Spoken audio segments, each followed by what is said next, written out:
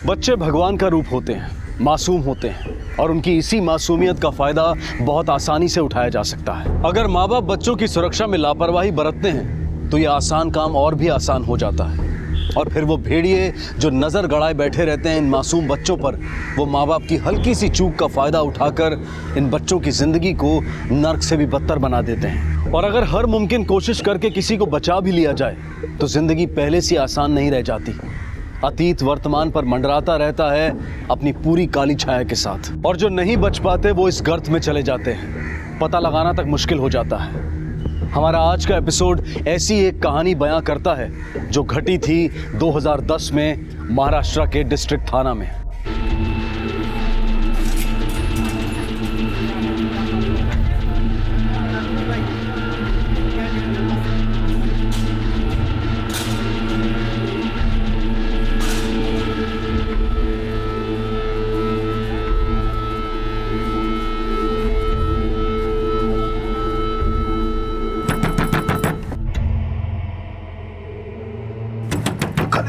आ रहा हूँ भाई, आ रहा हूँ।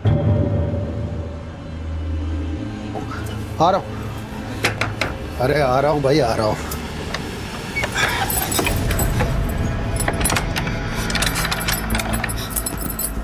कुछ तो गड़बड़ किया है ना तू? गड़बड़? कुछ तो लफड़ा किया है तू, नहीं तो ऐसा कैसे होता?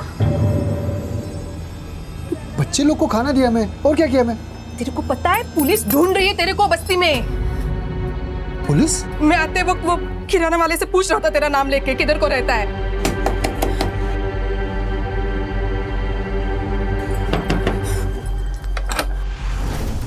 शंकर पवार तुम हो? हो सर। तुमको मेरे साथ पुलिस स्टेशन चलना पड़ेगा अभी, इसी वक्त। चलिए। देख, हम लोग जाके जल्दी आते हैं। हाँ, तब तक यही रहने का, कहीं नहीं जाने का। हाँ, जल्दी आते हैं। रेखा ते बच्चों का ख्याल रखना। हाँ, आम्ही आलोच। हाँ, तुम्ही काळजी करू नका, मी आहे।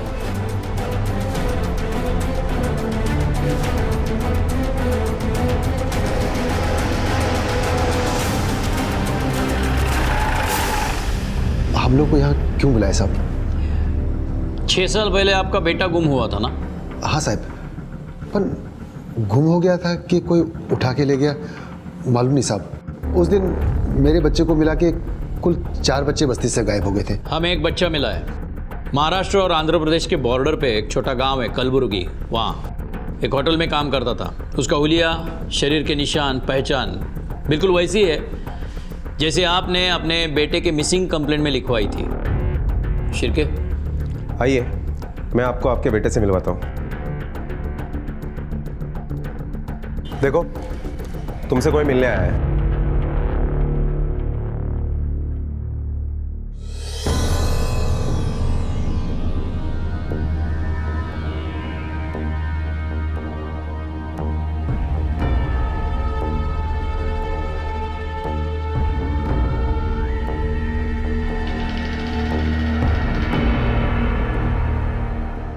आपने लिखवाया था ना कि आपके बच्चे के कान के पीछे एक बर्थ मार्क है, जाकर देखिए।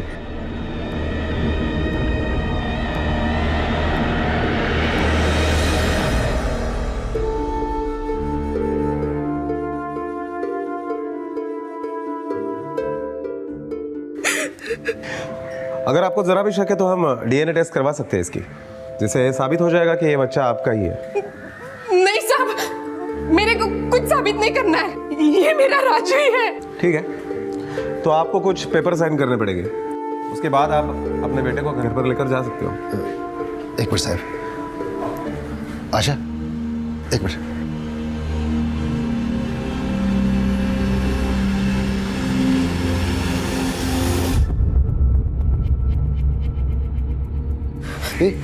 किधर से तेरे को ये अपना राजू लगता है? उसके कान के पीछे निशान देखा? अपने राजू के कान के पीछे भी ऐसा ही निशान था। दुनिया में 1000 बच्चों के कान के पीछे ऐसा निशान होगा तो क्या सब अपने बेटे हैं? मैं ऐसे मवाली को घर ले जाने वाला नहीं हूँ। तेरे को वो नहीं चाहिए, लेकिन मेरे को वो चाहिए। उस दिन और 3 बच्चे गायब हुए थे ना, उनके माँ बाप आज तलक रो रहे हैं। देखा ना कैसे तड़प रहे हैं। उन किस्मत वाले हैं इसलिए अपना बच्चा अपने को मिला। मैं राजू को घर लेकर ही जाएगी। यहाँ साइन कीजिए।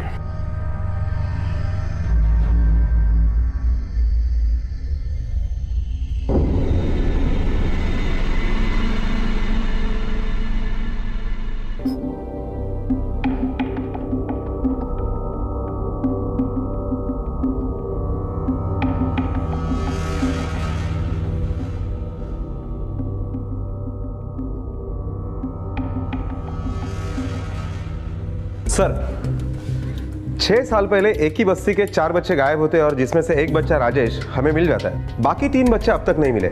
सर, मुझे नहीं लगता कि ये कोई किडनैपिंग की केस है, क्योंकि अब तक फिरौती की कोई मांग की नहीं गई है। शिरके, हम इस केस की फाइल को वापस खोलेंगे। राजेश एक जैकपॉट की तरह हमारे हाथ लगा है। ये एक ऐसी कड़ी है जो दूसरी कड़ियों का पता बता देगी। बाकी बच्चों के माँ बाप को भी बुलाओ और इस केस के सारे डिटेल्स रेडी करो। Okay sir.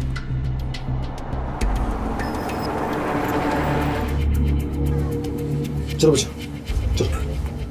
ओ अन्ना, बीड़ी मिलेगी क्या? बीड़ी बीड़ी। बीड़ी? यहाँ कोई बीड़ी नहीं पीता है, और तुम भी मत पीना, समझा?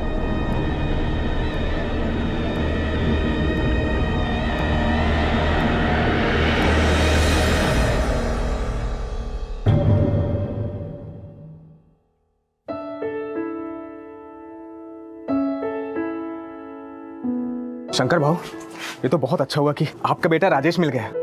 इसका मतलब हमारा बेटा भी वापस मिल सकता है। ओ गजानन बाबू, ऐसा राक्षस मिलने से तो ना मिले अच्छा है। जीना हराम कर दिया इस ने। क्या बकवास कर रहे हो? बेटा है हमारा। स्मिता, स्मिता मेरा टिफिन देना, काम पे जाने के लिए लेट हो रहा है मेरे को। हो गया। जल्दी करो। हो गया जी।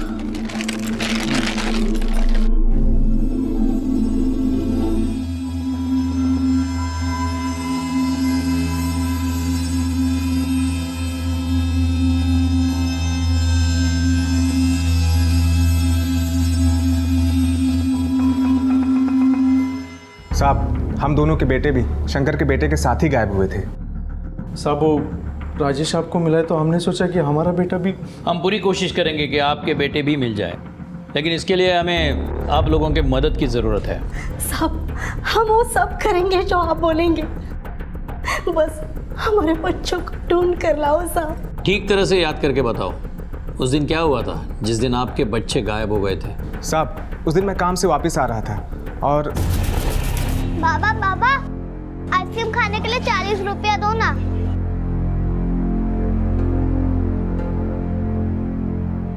उसके बाद वो आया ही नहीं। साहब, उस शाम मैं ऑफिस से घर आ रहा था तो चारों बच्चे ग्राउंड पर खेल रहे थे साहब।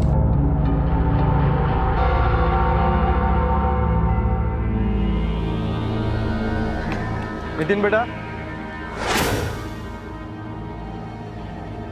खेल बंद करो, घर चलो। पता है कितने बजे हैं? शाम के 6 बजे। चलो घर। बाबा अभी नहीं, खेलने के बाद हम आइसक्रीम खाने जाएंगे। अरमान की बारी आइसक्रीम खिलाने की, उसके बाद मैं घर आता हूँ। साहब, आप जैसे राजेश को ढूंढ कर लाए साहब, हमारे बच्चों को भी ढूंढ कर लाओ ना साहब। साहब, मैं आपके हाथ जोड़ती हूँ, हमारे बच्चों को ढूंढ दीजिए ना साहब। हम पूरी कोशिश करेंगे, आप लोग घबराइए मत। अगर किसी मदद की ज़रूरत पड़े तो आपको वापस बुला लेंगे। अभी आप जा सकते हैं। शिरके, राजेश से हमें यह पता चल सकता है कि इन बच्चों के साथ क्या हुआ था गायब होने से लेकर अब तक, लेकिन उसके लिए हमें सब्र करना पड़ेगा क्योंकि राजेश की हालत ठीक होने में थोड़ा वक्त लगेगा। तब तक तुम चाइल्ड वेलफेयर और चाइल्ड साइकोलॉजी स्पेशलिस्ट को कांटेक्ट करो, क्योंकि 2-3 दिन में हम राजेश से पूछताछ शुरू करेंगे और राजेश के घर जाके उसके हालत का जायजा ले लो। Okay sir. इंस्पेक्टर साहब बहुत अच्छे हैं, बाकी बच्चों को ढूंढना भी वो शुरू कर देंगे। शुरू कर देंगे नहीं, शुरू कर दिया है। आज हम लोगों को उन्होंने शंकर भाई, संभालो अपने आप को। खुश।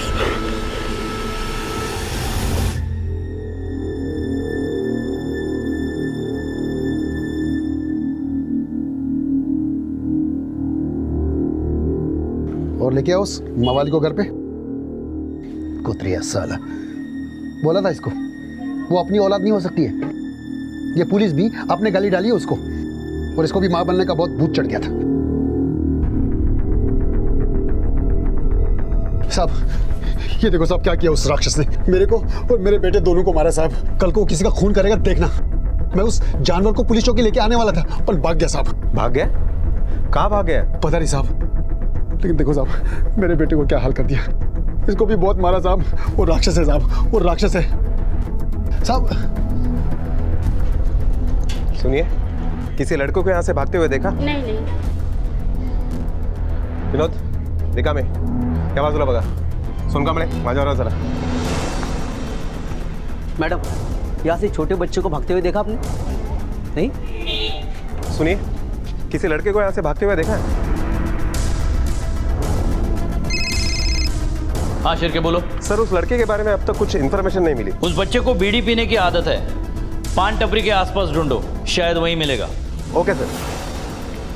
रिकामे, सर। पान टपरी के आसपास ढूंढो उस लड़के को. Okay sir. काका, यहाँ से किसी बच्चे को भाग के जाते हुए देखा?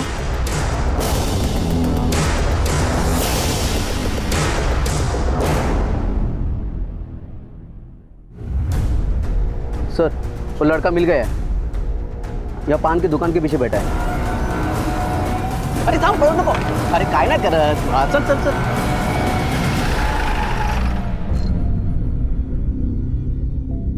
राजेश बेटा, इससे पहले तुम्हें जहां से लाए थे तुम कहाँ थे? तुम्हारे साथ तुम्हारे 3 दोस्त भी थे ना? अब वो लोग कहाँ हैं? अच्छा ये बताओ, आइसक्रीम खाने के बाद तुम लोगों को क्या हुआ था? बोलो राजेश, बोलो बेटा। बोलो राजेश, कुछ तो बोलो। कहाँ है तीनों? हाँ? इंस्पेक्टर साहब, कई वर्ष बीत चुके हैं, पता नहीं इन लोगों ने क्या क्या देखा होगा। इस सब से बाहर आना इसके लिए थोड़ा मुश्किल होगा। 6 साल हुए गायब हुए। अगर और कुछ वक्त गया तो ऐसा ना हो कि बाकी बच्चों को बचाना मुश्किल हो जाए।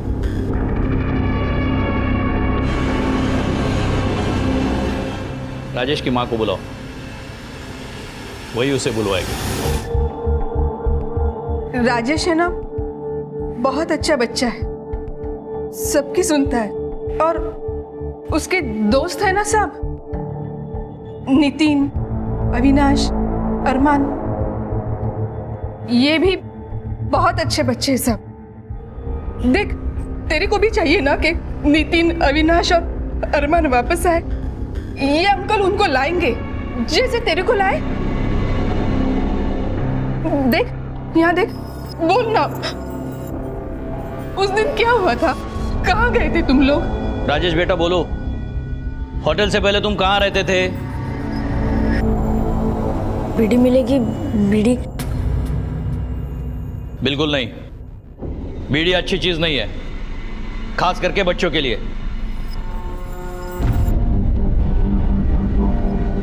ये तुम्हारे हाथ को क्या हुआ है?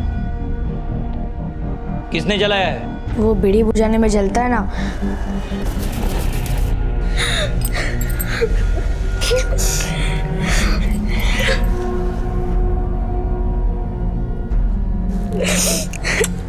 रो मत बेटा, आई है ना तेरी। अच्छा, तुम्हें याद है वो बीड़ी कारखाने का मालिक दिखने में कैसा था? आंख कैसे थी, नाक कैसा था, तो बता पाओगे? बता सकता हूँ।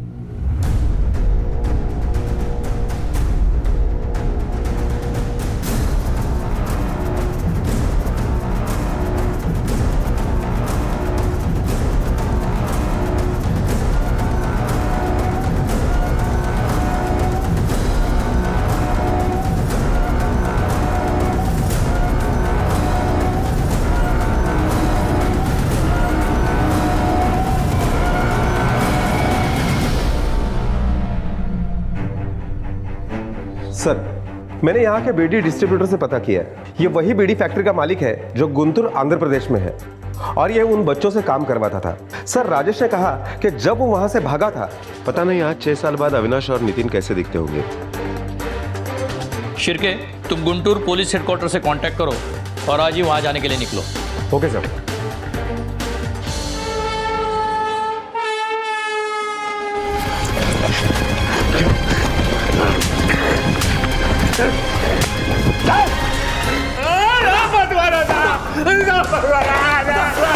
रुक जाओ निकाले। अगर मार खाना नहीं है तो सच बोल, चल। अयो साहब, मेरे को बिल्कुल आइडिया नहीं साहब, बच्चे लोग किधर किधर से आते हैं साहब। मुंबई में एक एजेंट है साहब, वो बच्चे लोग मुझे ला के देता है साहब, बदले में उसको बाहर ही रोकने देता हूँ साहब। इतना तो बताया होगा उसने, इतने सारे बच्चे कहाँ से आते हैं बिना टोके? वो साहब बच्चे लोगों को बाजी की पेटी में बांध के रखता था साहब, वो ला के देता था, इससे ज्यादा नहीं मालूम साहब। पहचानता ना इन चारों को? ये 4 बच्चे ही थे ना? सब 4 नहीं साहब, ये 3 बच्चे लोग ही मेरी बीड़ी की फैक्ट्री में काम करते थे साहब। ये बच्चा भाग गया साहब, और इसको कोई बीमारी था साहब तो मर गया साहब, और ये बच्चा तो अभी आपके साथ ही है साहब। ये बच्चा कहाँ है? क्या क्या उसके साथ? बेच दिया? नहीं साहब, इसको मैंने कभी नहीं देखा साहब, मैं इसको जानता भी नहीं साहब, 3 ही बच्चे थे साहब। शिरके, इसे इतना मारो अपने आप सच बोलने लगे। नहीं साहब, मैंने कुछ नहीं किया।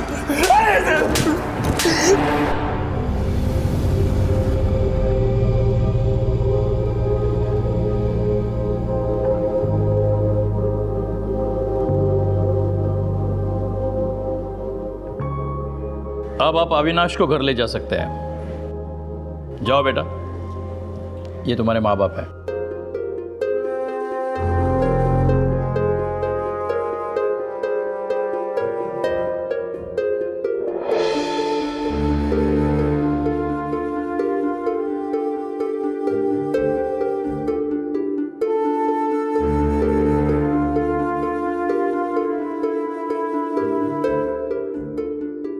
कहते हैं नाउम्मीदी से इंतजार भला, लेकिन ये नाउम्मीदी अशोक और स्मिता की जिंदगी का सच बन चुकी थी, क्योंकि नितिन अब कभी वापस नहीं आने वाला था। 6 साल पहले गायब हुए 4 बच्चों में से 2 बच्चे मिल चुके थे और एक के कभी ना मिलने की खबर आ चुकी थी। साहब मैं रजिया है और ये मेरे शौहर असलम है। साहब 6 साल पहले बस्ती में 4 लड़के गायब हुए थे, उसमें मेरा बेटा भी था। मुझे मालूम चला है कि कुछ बच्चे वापस आए हैं करके। क्या नाम है तुम्हारे बच्चे का? अरमान। फोटो। हाँ। साहब ये। अच्छा, ये चौथा लड़का अरमान आपका बेटा है? हाँ साहब। आपका फ़ोन नंबर एड्रेस ढूंढने की बहुत कोशिश की हमने, किसी को पता नहीं था। साहब वो भाड़े का घर था, इसलिए 1 साल में खाली करना पड़ा। मकान बनवा भी सकता था पर मैंने नहीं बनवाया। दिन रात रोती थी अरमान को याद करके। अच्छा, जब आपने अरमान को आखिरी बार देखा तब क्या हुआ था, कुछ याद है? हाँ साहब याद है। अम्मी हाँ बेटा। पैसा देना, आज सबको आइसक्रीम खिलाने का मेरा बारी है। अरमान किधर से लाऊं हर दूसरे दिन तेरे लिए पैसे? अम्मी दो ना, दोस्तों के सामने मेरा कचरा हो जाएगा। आज ही मेरा बारी है, दो ना अम्मी, दो ना। अरमान एक बार नहीं बोला ना तो नहीं।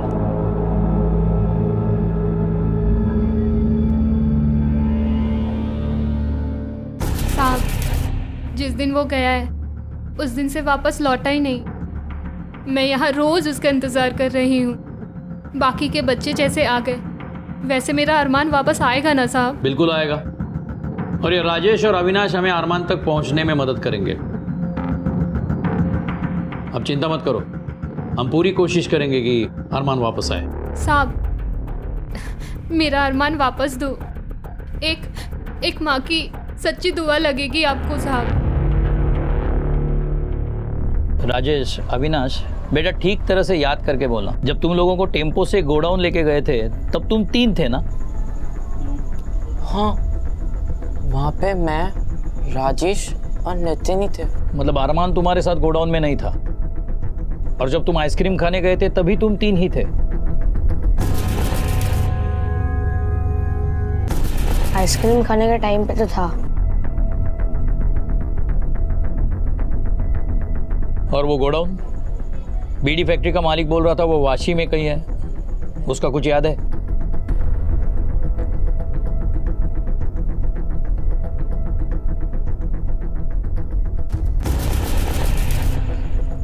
कहीं एड्रेस वगैरह देखा था, मतलब किसी दुकान के बोर्ड पे या कहीं भी, जिससे हमें पता चले कि गोडाउन कहाँ था?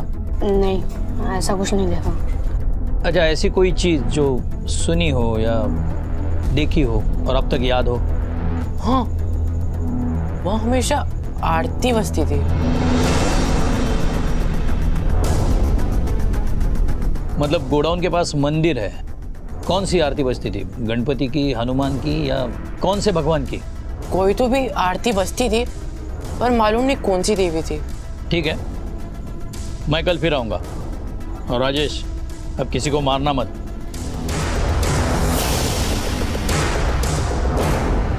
शिरके, पता करो वाशी के आसपास ऐसे कितने सब्जी के गोडाउन हैं जिनके पास देवी का मंदिर है। मुझे कल तक डिटेल्स चाहिए। Okay sir. सर, जैसा राजेश ने बताया, वाशी में एक सब्जी मार्केट है जिसके पास मंदिर भी है। हाँ, उसके डिटेल्स हमें जल्दी पता चलेंगे। Okay sir. सर, हमारे खबरी ने वाशी के एक गोडाउन की हिस्ट्री निकाली है जिसके पास देवी का मंदिर भी है। सर, इस गोडाउन में कबूतरबाजी से लेकर ह्यूमन ट्रैफिकिंग, खरीद फरोख्त के मामले भी सामने आए। उस गोडाउन पे रेड मारने की तैयारी करो, हम आज ही एक्शन लेंगे। Okay sir.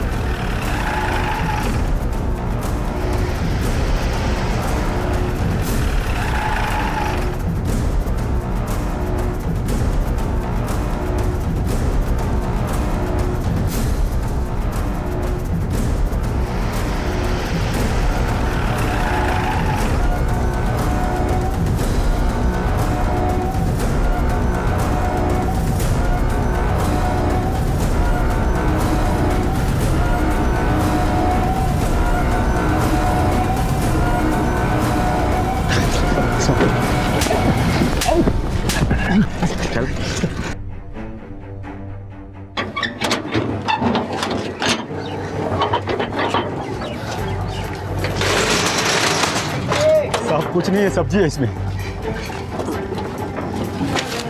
सर, ये तो सब्जी के बॉक्स है। ठीक तरह से चेक करो।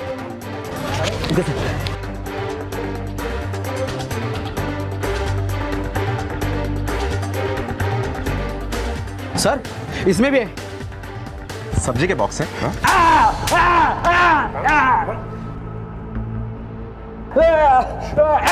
बोल साहब, मेरा काम बच्चे लोग को वहाँ से उठा के जो बोली हुई जगह वहाँ छोड़ने का था साहब। मैंने कुछ नहीं किया साहब, मैं कुछ नहीं जानता है साहब। उन मासूम बच्चों को तू सब्जी भाजी की तरह खरीदता और बेचता था, हाँ? तू ऐसे नहीं बोलेगा, तेरी जुबान मुझे ही खोलनी पड़ेगी। साहब मुझे मत मारो साहब, मैं आपको सच सच बताता हूँ साहब। उधर वसई गांव में वहाँ एक आइसक्रीम वाला साहब, वहीं से बच्चे उठाता था साहब। शिरके, ये आइसक्रीम वाला कौन है, इसका हमें पता लगाना पड़ेगा, क्योंकि इस ड्राइवर के मुताबिक वही बच्चों को अगवा करता था। आइसक्रीम से लेके गोडाउन तक की कड़ी यही है, और वो आदमी भी जिसकी हमें तलाश है। हाँ सर, क्योंकि राजेश और अविनाश के कहने के मुताबिक अरमान आइसक्रीम खाते वक्त तो उनके साथ में ही था, लेकिन गोडाउन में नहीं था। शायद ये भी हो सकता है कि उसे दूसरी जगह पर भेज दिया गया हो।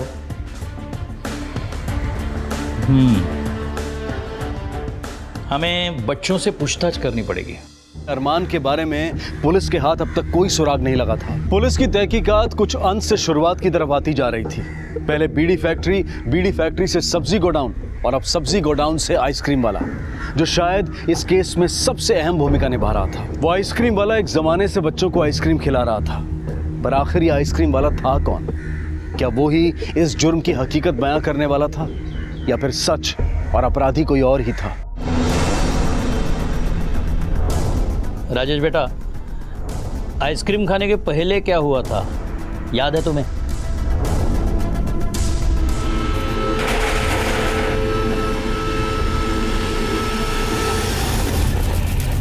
राजेश बेटा, उस रात तुम लोगों ने आइसक्रीम खाया था, उस आइसक्रीम वाले की शक्ल याद है तुम्हें? याद है। 6 साल पहले देखा था तुमने, फिर भी अगर किसी ने पूछा तो ठीक तरह से बता पाओगे? वैसे याद नहीं भी होता, पर बाद में मैंने सोचा कि जिसके वजह से हमारी इतनी तबीयत खराब हुई उसको कैसे भूल सकता है मैं। जहाँ भी दिखेगा ना वो मस्त खर्चा पानी देगा मैं उसको। शिरके, स्केच आर्टिस्ट को बुलाना।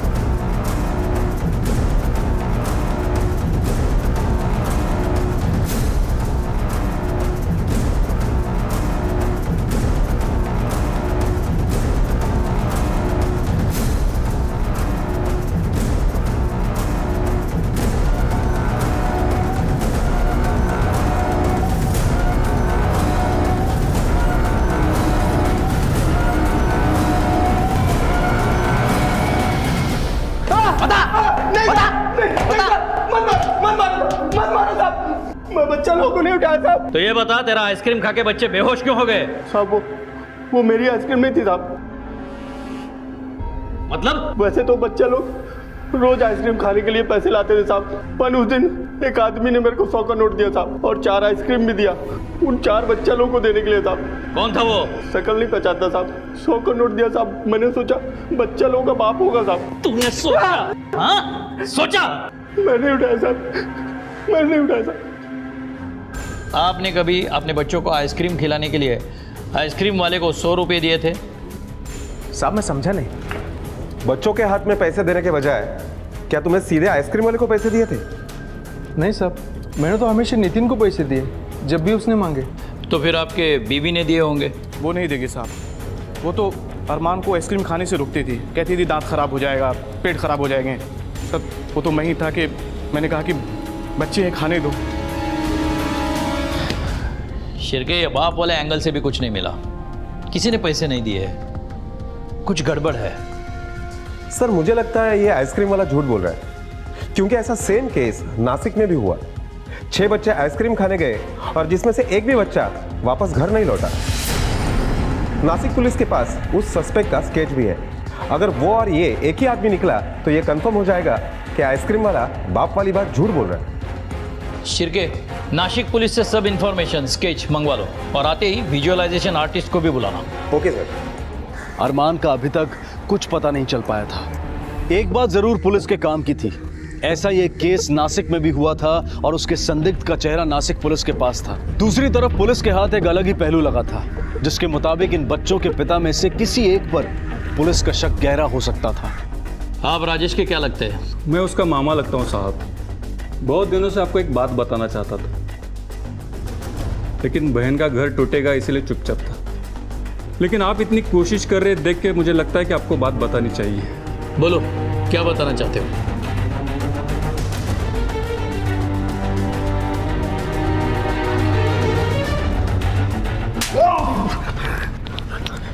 क्यों झूठ बोल के अपने हाथ पैर तुड़वा रहे हो और हमारा टाइम वेस्ट कर रहे हो? हमें पता है तू राजेश को किसी अमीर आदमी को गोद देना चाहता था। तुझे राजेश पहले भी और अब भी नहीं चाहिए था। अब साहब बता दे, राजेश का पीछा छुड़वाने के चक्कर में तूने अरमान के साथ क्या किया? कैसे कोई बाप अपने बेटे के लिए ऐसा सोचेगा? वो तो वो टाइम मेरे पास नौकरी नहीं थी, खाने के वादे थे, इसलिए। क्या क्या है क्या ये? हाँ, 2 पैसे के लिए अपने बच्चों को बेच रहे हो? तुम्हें कुछ शर्म है कि नहीं? पेट ज्ञान से नहीं रोटी से भरता है, समझे बहू? नौकरी और पैसा दोनों नहीं है मेरे पास। उसको इधर भूखा मारने से अच्छा है उसकी जिंदगी बन जाए उधर, समझे? अरे कितने दिन खाओगे इस पैसों से? मैं तुम्हें पैसे देता हूँ घर चलाने के लिए। तुम पहला काम ये करो कि तुम एक नौकरी ढूंढ लो और ये फालतू के धंधे बंद करो, समझे? कुछ साहब मजबूरी सब कराती है। कैसे अपने बेटे को भूखा रोता देखता। उसके बाद तो नौकरी भी मिल गई, पर राजेश गायब हो गया। उसके बाद बच्चे भी हुए, पर ऐसा मैंने कभी नहीं सोचा कि मेरा बेटा मरता है तो मरे। वो तो साहब उसकी हरकत से खोपड़ी गर्म हो जाती थी। जाने दो इसे। छोड़ दो। एक कांस्टेबल सिविल में 24 घंटे पीछे रखना इसके। यह अभी भी पूरा सच नहीं बोल रहा। सर, नासिक पुलिस स्टेशन से स्केच आ गया है। ये वो सस्पेक्ट है जिसे बच्चे बुजुर्ग सब चाचा कह के बुलाते हैं। शिरके, इस चाचा के स्केच पे जरा काम करो। स्केच आर्टिस्ट को बुला और इसकी दाढ़ी हटाने को बोलना। ठीक है सर।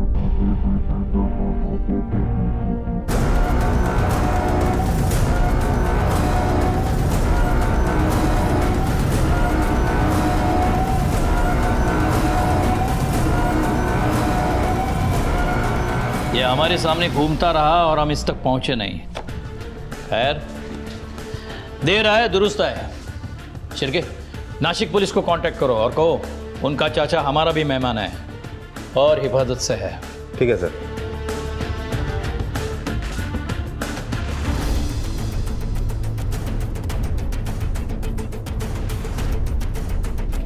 ये तो चाचा है।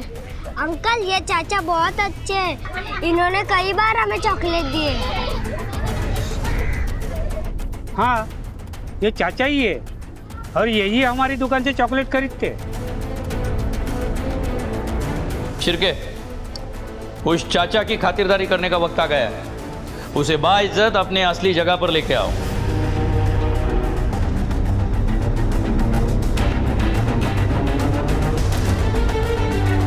आइए चाचा जी।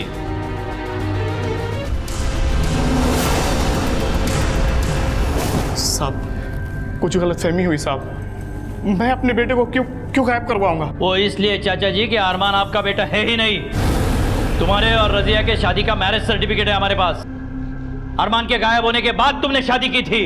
अपन ने उसको बेटा माना था साहब, तो अपन उसे क्यों गायब करवाएगा? क्योंकि वो तुमसे नफरत करता था। काटा था तुम्हारे और रजिया के बीच में। ऐसा कुछ नहीं था साहब। ये देख। ये मैं नहीं हूं साहब। इसको समझाओ ये कहाँ है और किसे बेवकूफ बना रहा है। बोल बोल,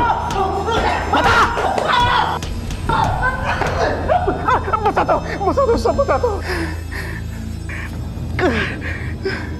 साहब, अपन को रजिया से मोहब्बत हो गई थी, पर साहब वो निकाह के लिए मना कर रही थी साहब, अरमान के वजह से।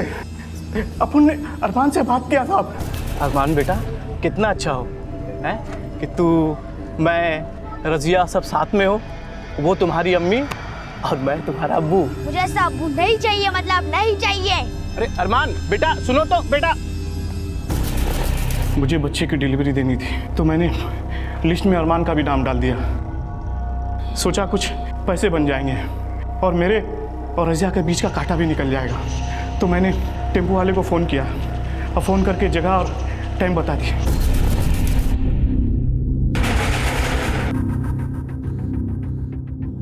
जिनको बच्चे भेजना था उसका मेरे को फ़ोन आया। बोला अरमान उन बच्चों में नहीं है। बोला वो उसमें आ गया था और वासी में टेम्पो से कूदकर भाग गया। पर साहब, मेरे को यकीन था कि वो भागकर अपने घर ही आएगा। ले जाओ इसको। चल चल।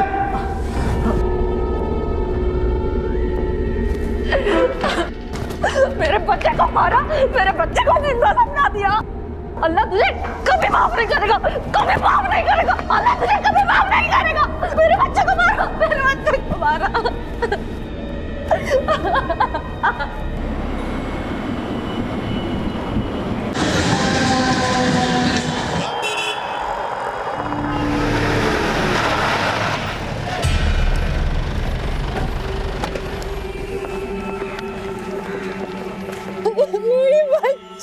सब ठीक हो जाएगा, चिंता मत करो।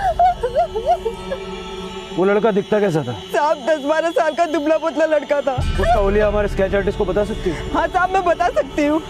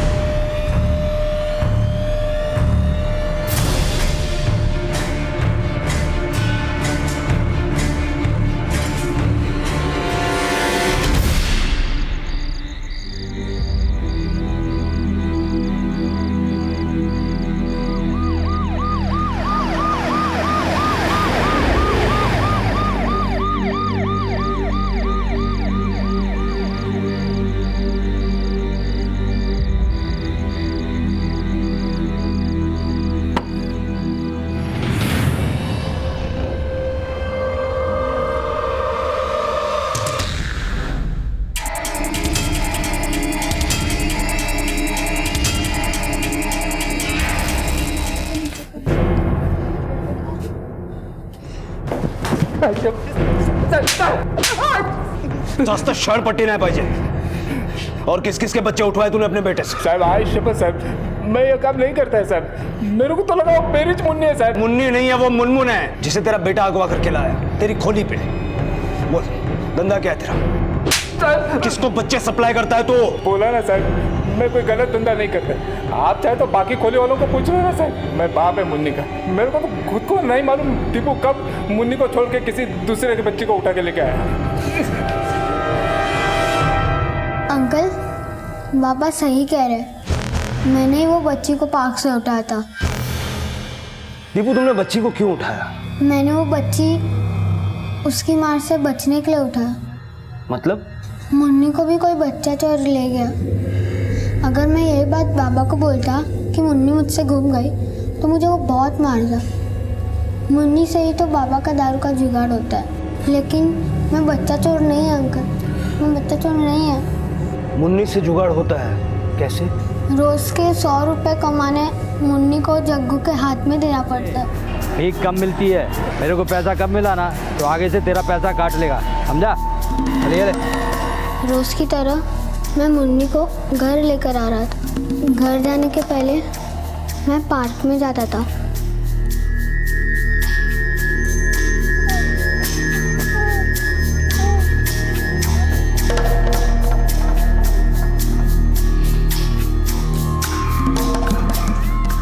अब हम आइसक्रीम खाएंगे.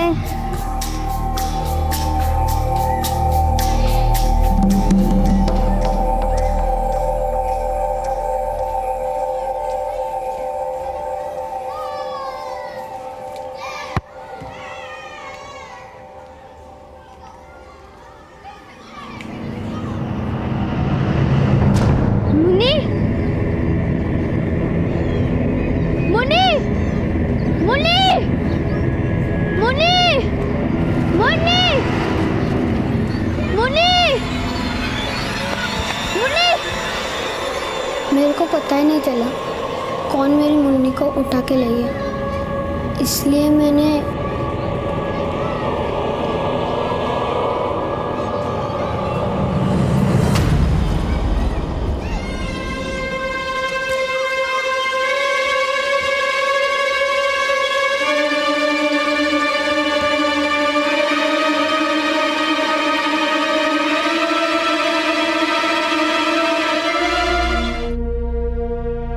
अंकल वो बच्चा तो आपको मेरे पास से मिल गया, लेकिन मेरी मुन्नी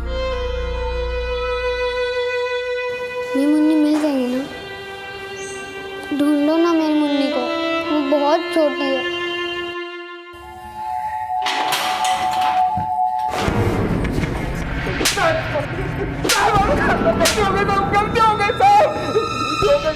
जीती जागती बच्ची को भीख मंगवाने के लिए भाड़े पे देता था. कैसा बाप है रे तू? मैं क्या करता साहब. अकेला मैं बच्चों का पेट कैसा पालता था साहब. नौकरी भी तो कोई देता नहीं है ना साहब.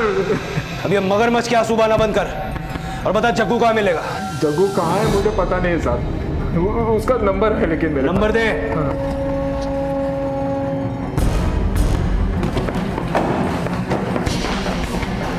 सर जग्गू का नंबर बंद है और वो अपने अड्डे पे भी नहीं मिला है. अपने खबरियों को बोलो पता लगाए वो कहाँ छिपा हो सकता है. सर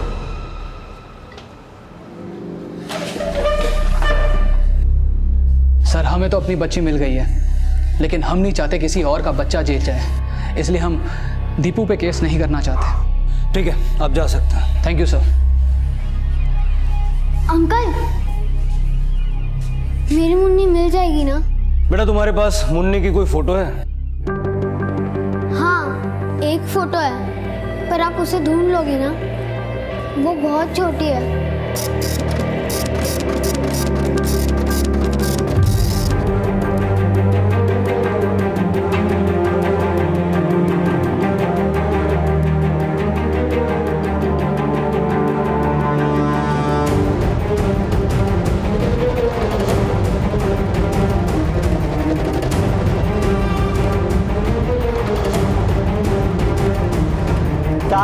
पता चला है. और जग्गू है ना भिवंडी में अपनी दोस्त की खोली में छुपा हुआ है.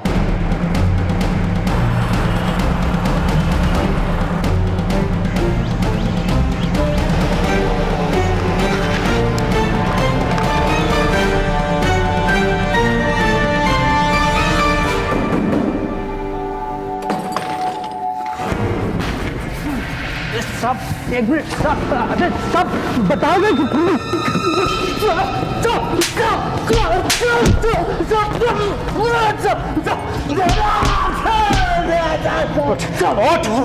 मन्नी का मुन्नी कहाँ है बोल। साहब मैं मानता हूँ कि मैं उसके भाई और बाप से भीख मंगवाने के लिए मुन्नी को लेता था साहब, लेकिन मैं सच कहता हूँ साहब, मैंने उसको नहीं उठवाया साहब।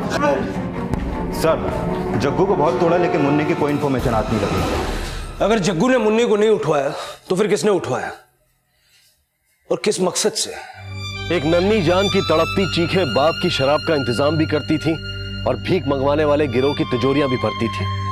इससे बड़ी लानत शायद और कुछ हो ही नहीं सकती। मुन्नी जैसी न जाने कितनी बेकसूर असहाय जाने अपनी जिंदगी इसी तरह से बसर करती हैं। और इस खौफ को महसूस करने वाले दीपू भी कई होंगे जो अपने आप को इस नर्क से बचाए रखने के लिए अपनों के ही हाथों की कठपुतली बन इन अपराधों के भागीदार बन जाते हैं। यह अमानवीय और बेहद ही चौंकाने वाला सच पुलिस के लिए नया नहीं था।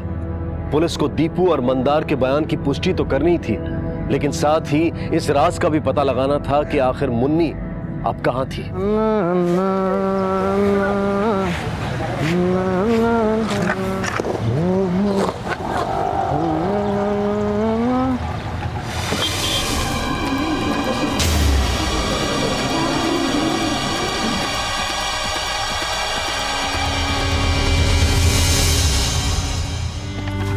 सर मुन्नी की पोस्टमार्टम रिपोर्ट, उसकी मौत दम घुटने से हुई है और इसके अलावा उसकी बॉडी पे कोई खरोंच या सेक्सुअल असोल्टिंग के कोई निशान नहीं है। शिंदे, कहीं ऐसा तो नहीं कि जग्गू ने पकड़े जाने के डर से मुन्नी को पहले ही मार के फेंक दिया हो और अब सच ना बोल रहा हो? सर अगर ये काम वाकई में जग्गू का होता तो अभी तक तो उगल दिया होता वो। अगर ये काम जग्गू ने नहीं किया है तो मुन्नी को अगवा करके मारने के पीछे किसी का क्या मकसद रहा होगा?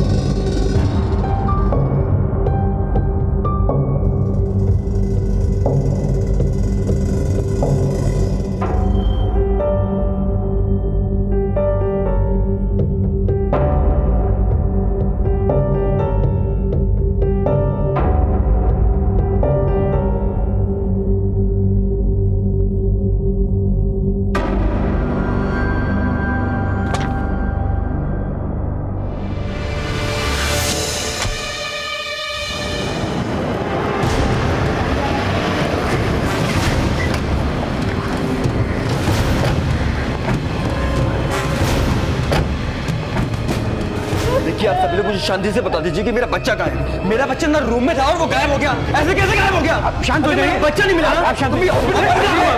मुझे बता दीजिए मेरा बच्चा। आप शांत हो जाइए प्लीज। मिस्टर पारेख। जी सर, मैंने आपको कॉल किया था। डिलीवरी कब हुई थी? कल दोपहर को। आपको ऐसा क्यों लगता है कि हॉस्पिटल के किसी स्टाफ ने आपका बच्चा चुराया? किसी को देखा आपने बच्चा उठाते हुए? सर देखा नहीं, लेकिन बिना हॉस्पिटल की मिली भगत के काम कैसे हो सकता है? सर मैं तो कहता हूँ इन लोगों के साथ बिल्कुल सब अपनी ड्यूटी जानते हैं। इस तरह से हंगामा करके आप कानून हाथ में नहीं ले सकते, समझे? Sorry sir. सर हम मानते हैं कि बच्चा हमारे स्टाफ की देखरेख में था, पर मुझे नहीं लगता कि हमारे स्टाफ में ऐसा कोई भी है जो ऐसे क्राइम को सपोर्ट करेगा। हमें आपके स्टाफ से पूछताछ करनी है और आपके हॉस्पिटल का सीसीटीवी फुटेज भी दें। जी सर जरूर।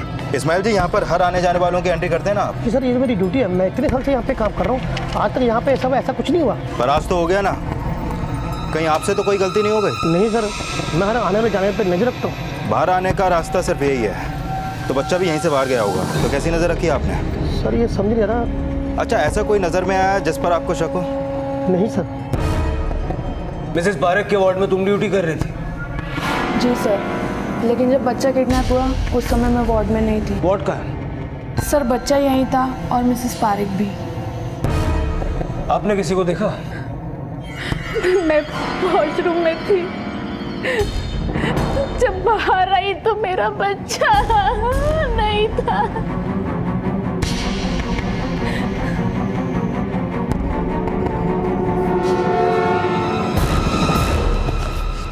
ये इतने सारे न्यूज़पेपर यहाँ पे क्या कर रहे हैं? सर ये तो यहाँ पहले नहीं था।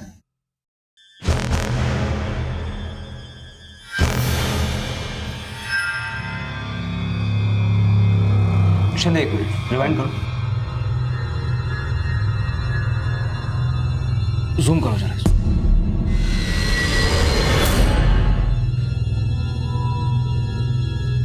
बाकी कैमरास का फुटेज का है? यही एक कैमरा चालू है, बाकी कैमरास 2 महीने से खराब है। खराब है मतलब?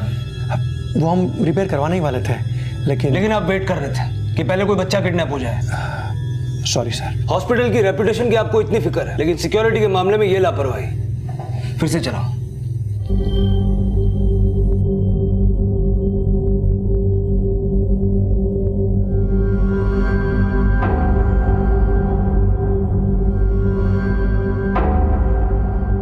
मुझे लगता है ये बच्चा अपने बैग में न्यूज़पेपर लेकर मिसेस पारेख के वार्ड में दाखिल हुआ। वहां पर इसने अपना बैग खाली किया और बच्चे को बैग में डाला। रिवाइंड करो। ये देखो, जाते समय इसकी चाल एकदम नॉर्मल है। एग्जिट पे जाओ। ये देखो, आते समय ऐसा लग रहा है जैसे इसका बैग भारी हो गया। सर वॉचमैन को बुलाते हैं, शायद वो बच्चों को आइडेंटिफाई कर सके। सर ये स्कूल की ड्रेस में जो बच्चा दिख रहा है ना, 2-3 रोज से हॉस्पिटल में आ रहा है। कौन है? जी मैं तो नहीं जानता। तुमने इसकी एंट्री ली थी? सर मैंने सोचा मरीज के रिश्तेदार का बच्चा होगा। मतलब तुमने बिना कोई पूछताछ किए उसे आने भी दिया और जाने भी दिया? सर बच्चे पे भला कोई कैसे शक कर सकता है? उसका स्केच तो बनवा सकते हो ना? सर शकल ठीक से याद नहीं है। शिंदे, तुम्हें क्या लगता है कहीं ये बच्चा दीपू तो नहीं? लेकिन आपको ऐसा क्यों लगता है सर? जब मुन्नी अगवा हुई थी तो उसने पार्क से दूसरे बच्चे को उठाया, तो कहीं इस बार भी? पर सर दीपू तो फुटपाथ वाले स्कूल में पढ़ता है और उस स्कूल की यूनिफॉर्म। शिंदे, जो बच्चा चुरा सकता है वो यूनिफॉर्म भी चुरा सकता है।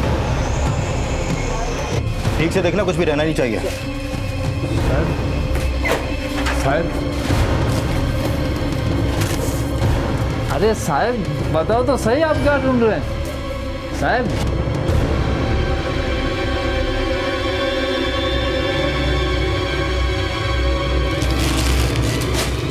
दीपू, नाके के उस पर जो सिटी हॉस्पिटल है मालूम है कहाँ है? City hospital? नहीं पता? चल हमारे साथ। अरे साहब फिर बात क्या है? दीपू को हमारे साथ जाना होगा। पर क्यों साहब? साहब इसने किया क्या है? ओ साहब, साहब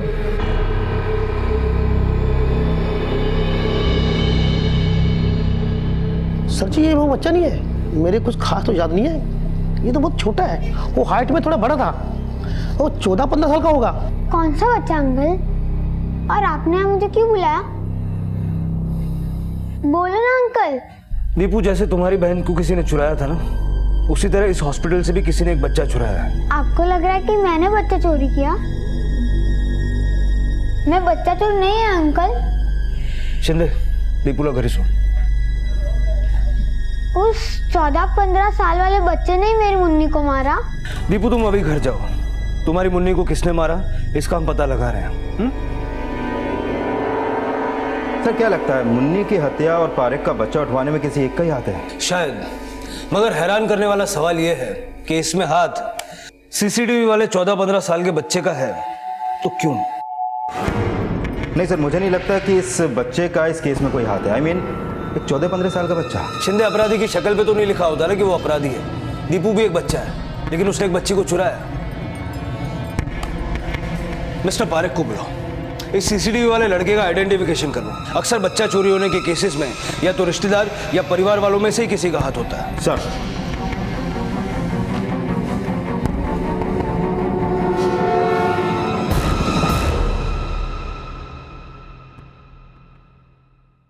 सर ऐसी यूनिफॉर्म तो मेरे भतीजे की भी है। क्या नाम है आपके भतीजे का? सर प्रतीक, मेरे बड़े भाई का बेटा है। क्या वो हॉस्पिटल में आया था? हाँ सर, कई बार। लेकिन बात क्या है? मिस्टर पारेख, हमें शक है कि इसी ने आपके बच्चे को किडनैप किया। सर आप कुछ भी बोल रहे हैं, वो मेरा भतीजा है। भतीजा है इसीलिए फिलहाल उससे कुछ मत कहिएगा और हमें उसके स्कूल का नाम बताइए।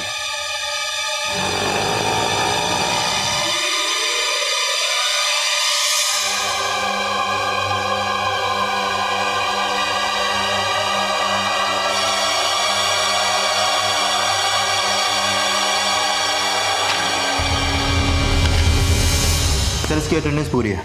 बेटा प्रतीक, 16 तारीख को अटेंडेंस लगवा के बंक तो नहीं मारा था? नहीं सर, मैं कभी बंक नहीं मारता। सर मैंने प्रतीक के अलावा इस स्कूल के सभी बच्चों की अटेंडेंस चेक कर ली है। 14 से लेकर 16 तारीख तक इस स्कूल का कोई भी बच्चा एब्सेंट नहीं था, क्योंकि प्री बोर्ड एग्जाम की तैयारी चल रही थी। शिंदे, तो हम क्या माने कि पारेख के बच्चे का किडनैपर स्कूल में नहीं पढ़ता, या हमारा ये सोचना गलत है कि ये किडनैपर और मुन्नी का मर्डर एक ही है? सर हो सकता है कि बाहर का ही कोई लड़का इस स्कूल की यूनिफॉर्म पहन के हॉस्पिटल में घुसा हो।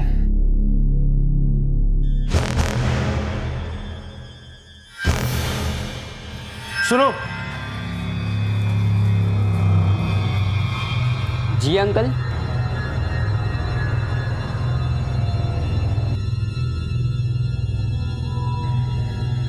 बेटा क्या तुम्हें पता था कि प्रतीक की चाची को बेबी होने वाला है? हाँ, पूरे क्लास को बताया था प्रतीक ने। तो क्या तुम भी उसके कजिन से मिलने के लिए हॉस्पिटल गए थे? नहीं सर। प्रतीक, तुम क्लास में जाओ। देखो बेटा, डरो मत, एकदम रिलैक्स हो जाओ और मुझे ये बताओ कि तुम्हारी जनरल नॉलेज कैसी है? अच्छी है। गुड। अच्छा मुझे ये बताओ, तुम्हारे घर पे न्यूज़पेपर कौन सा आता है? बोलो बेटा। वो पता नहीं, मैं नहीं पढ़ता। इंस्पेक्टर, जिस डेट पर आप क्षितिज के हॉस्पिटल में होने की बात कर रहे हैं, उस दिन तो वो स्कूल में प्रेजेंट था। आप बेकार पे उस पर शक कर रहे हैं। सिर्फ क्षितिज ही नहीं, सारे बच्चे उस दिन प्रेजेंट थे, लेकिन क्षितिज की ही कदकाठी का बच्चा क्षितिज जैसे यूनिफॉर्म और स्कूल बैग लेकर अगर... sorry to interrupt you officer, school uniform और उसके जैसे न जाने कितने बैग मार्केट में मिलते हैं। मुझे तो लगता है कि ये हमारे स्कूल को और हमारे स्टूडेंट्स को बदनाम करने की कोशिश है। जिस बच्चे के बारे में आप बात कर रहे हैं वो हमारे स्कूल का टॉपर है, टॉपर, जिस पर उसके पेरेंट्स को ही नहीं पूरे स्कूल को उस पर गर्व है। ऐसा बच्चा और ऐसा crime, I don't believe it. Shinde, Kshitij पर शक करने के सॉलिड रीजंस तो नजर आ रहे हैं, पर मुझे एक चीज समझ में नहीं आ रही कि अगर उसने वाकई पारेख के बच्चे की किडनैपिंग की तो किस मकसद से की? इतना होनहार बच्चा, स्कूल का टॉपर, आखिर ऐसी हरकत क्यों करेगा? सर हो सकता है कि उसकी प्रतीक से कोई दुश्मनी रही हो, जिसका बदला लेने के लिए उसने ऐसा किया। हेलो। ओके सर, मैंने जो क्षितिज की फोटो तावड़े को भेजी थी उसके बारे में हॉस्पिटल के वॉचमैन को कुछ खास याद नहीं, और मिस्टर पारेख को भी इसके बारे में कोई जानकारी नहीं। सर मिस्टर पारेख के बच्चे की किडनैपिंग के साथ साथ क्षितिज का मुन्नी की किडनैपिंग में भी तो कोई हाथ नहीं। दीपू को लेकर आओ।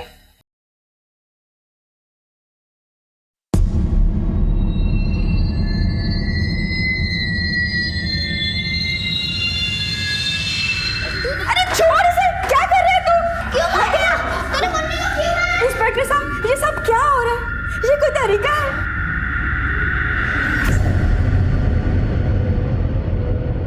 अपराध का चेहरा बहुत ही भद्दा और घिनौना होता है, लेकिन अपराध करने वालों की शिनाख्त में जो चेहरे सामने आते हैं वो अक्सर बेहद चौंकाने वाले होते हैं। दीपू की बहन मुन्नी के गायब होने और हॉस्पिटल से एक नवजात बच्ची के अगवा होने के दौरान शक के दायरे में जो चेहरा सामने आया था वो था 14 वर्षीय क्षितिज का। लेकिन अगर क्षितिज का वाकई इन अपराधों में कोई हाथ था तो वो किन वजहों से रहा होगा, ये सवाल उठना लाजमी था।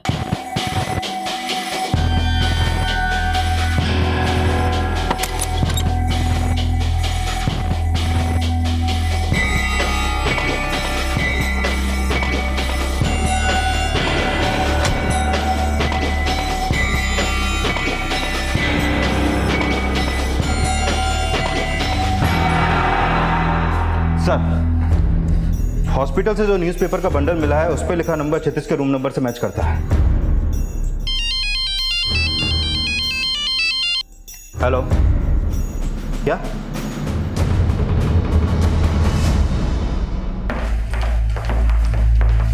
ये सब कैसे हुआ मिस्टर सावंत? पियोन ने मुझे इन्फॉर्म किया था कि क्षितिज स्कूल के वॉशरूम में बेहोश पड़ा हुआ था।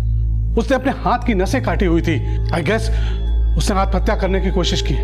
ये सब आप लोगों की वजह से हुआ है। जब से आपने क्षितिज को उस लड़के से पिटवाया तब से वो बेचैन था।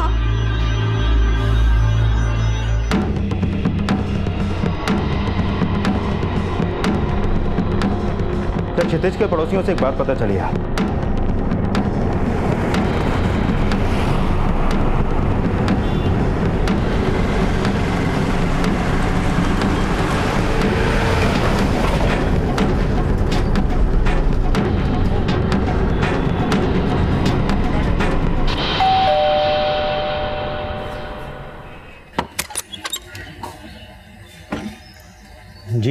सपना महाजन का घर यही है? जी। पापा कौन है? आप ही का नाम सपना महाजन है? जी। आपके भाई क्षितिज ने सुसाइड करने की कोशिश की। क्या? लेकिन आप मेरे भाई को कैसे जानते हैं? जानने वाली बात यह है कि आपके भाई ने सुसाइड करने की कोशिश क्यों की। मतलब देखा सर, इन्हें अपने बच्चे का चेहरा तक याद नहीं है। मैं बोल रही हूँ ना, ये बच्चा मेरा ही है। सर सिर्फ एक दिन का था जब ये अगवा हुआ था, और छोटे बच्चे की शक्ल हर दिन बदलती है। लेकिन एक माँ अपने बच्चे को पहचानने में इतनी देर नहीं लगाती। सर आप मान क्यों नहीं रहे? मैं कह रही हूँ ना, ये बच्चा मेरा ही है। आपको देख के तो नहीं लगता कि 1 हफ्ते पहले आपकी डिलीवरी हुई है? क्या मतलब है आपका सर? अपना मतलब हम आपको तसल्ली से समझाएंगे। क्षितिज ने हमें सब कुछ बता दिया है। सर, एक विधवा को समाज अपना लेता है, लेकिन उसके ससुराल वाले नहीं अपनाते। मेरे पति की मौत के बाद उन लोगों ने मुझे बहुत मजबूर कर दिया था कि मैं अपने मायके लौट जाऊं। वो लोग नहीं चाहते थे कि अपने बेटे की जायदाद पर मुझे कोई भी हक मिले। उनकी जायदाद में हक पाने के लिए तुमने इतना घिनौना क्राइम किया? मेरे पास कोई रास्ता नहीं बचा था सर। मुझे लगा कि अपने पोते के खातिर शायद वो मुझे अपना ले, इसलिए मुझे फेक प्रेगनेंसी का नाटक करना पड़ा। सपना, तुम्हें एहसास भी है कि अपने इस झूठे नाटक से तुमने अपने भाई का बचपन छीन लिया? मैं बहुत बुरा हूँ सर, मुझे मर जाने दीजिए। नहीं बेटा, तुम बुरे नहीं हो, तुम तो अपने स्कूल के टॉपर हो। फिर ये सुसाइड क्यों? मैंने ही क्राइम किया सर, ताकि मेरे दीदी का फ्यूचर अच्छा हो। मेरी दीदी को उनके ससुराल वालों ने घर से निकाल दिया था। मैं दीदी को रोते हुए नहीं देख सकता था सर। अगर मैं बड़ा होता, जॉब कर रहा होता, तो दीदी को कभी फेक प्रेगनेंसी का नाटक नहीं करना पड़ता। पर उनके खुशी के लिए मुझे उनकी बात माननी पड़ी। क्षितिज, इस नाटक को पूरा करने के लिए मुझे एक बच्चे की जरूरत है। तू मेरी मदद करेगा ना? पर मैं क्या कर सकता हूँ दीदी? तू मेरे लिए एक बच्चा चोरी करके लिया। तो प्रतीक की चाची के बच्चे को तुमने अपनी दीदी के कहने पे उठाया? प्रतीक ने सारी क्लास में बताया था कि उसके चाची को बेबी होने वाला है, इसीलिए मैं हॉस्पिटल गया।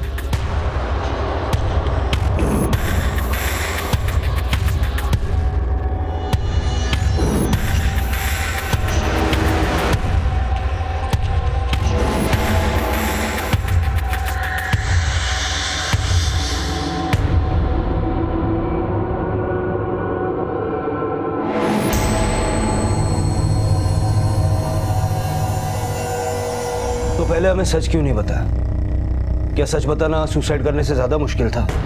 मुझे बहुत बुरा लग रहा था सर।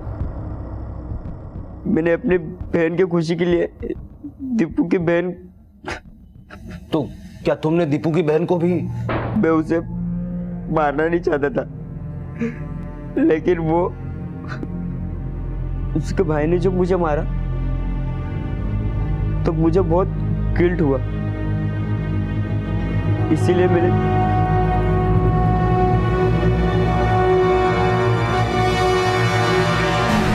बड़ों का काम होता है बच्चों को रास्ता दिखाना, लेकिन तुम दोनों ने अपने ही बच्चे को गलत रास्ते पे भेज दिया और साथ ही एक 6 महीने की बच्ची की जान ले ली। शिंदे, घेऊन जा अंदर।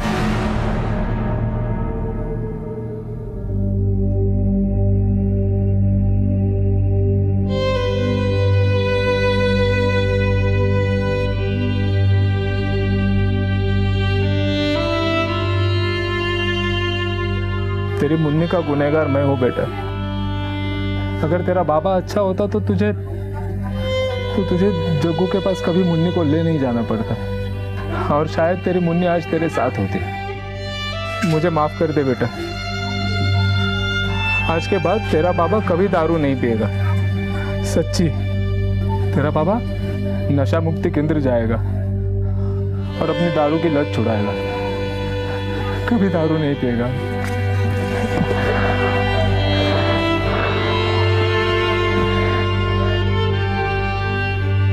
डीएनए टेस्ट से साफ हो गया कि सपना जिस बच्चे को अपना बता रही थी वो पारेख परिवार का ही था। और ये भी साफ हो गया था कि अपने पिता के जुल्मों को सहने वाली और दीपू की बहन मुन्नी भी सपना की ही वजह से आज इस दुनिया में नहीं थी। और इन अपराधों के लिए उसने जरिया बनाया था अपने 14 वर्षीय भाई क्षितिज को। वो क्षितिज जिसने शायद सपने देखे होंगे अपने सुंदर भविष्य के, लेकिन उसकी बहन की नाजायज लालसा ने उसकी जिंदगी का रुख आत्महत्या की तरफ मोड़ दिया। सपना हो या चाहे मंदार या फिर भीख मंगवाने वाले गिरोह के सरगना, ऐसे लोग दीपू, क्षितिज और न जाने कितने ही मासूम बच्चों के गुनहगार हैं। ये अपने स्वार्थ के लिए उनसे उनका बचपन छीन लेते हैं और उन्हें ऐसे अपराधों में जरिया बनाते हैं जिसकी जितनी निंदा की जाए उतनी कम है। अब मैं अनूप सोनी आपसे विदा लेता हूं। फिर मुलाकात होगी अगले एपिसोड में और खुलासा करेंगे एक और जुर्म का। तब तक अपना और अपने परिवार का ख्याल रखें और देखते रहें क्राइम पेट्रोल डायल 100। सबक एक को सीख हम सबको। जय हिंद। क्राइम पेट्रोल्स के और भी दिलचस्प कहानी देखने के लिए हमारे चैनल को सब्सक्राइब करें और बेल आइकॉन दबाना न भूलें।